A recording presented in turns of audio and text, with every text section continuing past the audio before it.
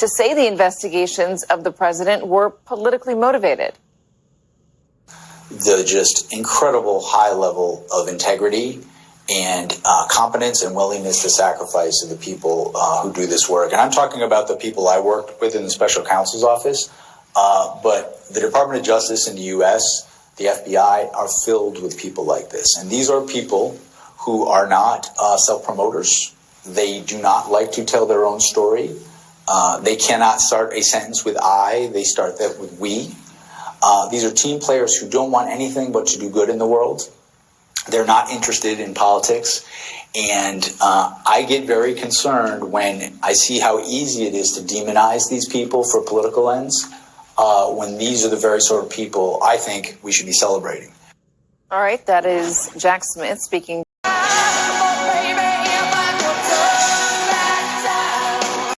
Jack Smith says President-elect Trump would have been convicted if he hadn't won the presidential race. He lays former President Donald Trump looking to invoke presidential immunity in a trial over an alleged effort to subvert the 2020 election. Special counsel Jack Smith called on the Supreme Court to reject Trump's bid regarding presidential immunity to avoid a trial. In a 66-page filing, charging Donald J. Trump with conspiring to defraud the United States, conspiring to disenfranchise voters, and conspiring and attempting to obstruct an official proceeding. The indictment was issued by a grand jury of citizens here in the District of Columbia, and it sets forth the crimes charged in detail. I encourage everyone to read it in full. Committee Chairman Chuck Grassley sharing this document, listing names of people whose personal cell phone information was searched for, quote, tolling data, potentially to determine their locations and who they communicated with in the 2 days before and 1 day after the January 6th riots at the U.S. Capitol. The 8 Republican senators and 1 House member say they were spied on when that information was collected and analyzed by the FBI as part of its Arctic frost investigation. It exposes every call on our nation's capital on January 6th, 2021 was an unprecedented assault on the seat of American democracy.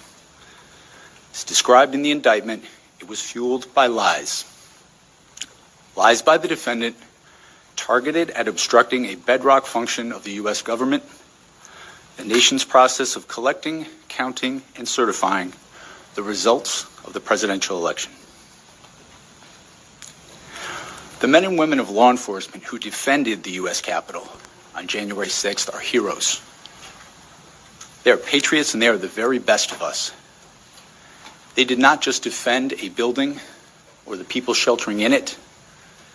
They put their lives on the line to defend who we are as a country and as a people. They defended the very institutions and principles that define the United States. Since the attack on our Capitol, the Department of Justice has remained committed to ensuring accountability for those criminally responsible for what happened that day.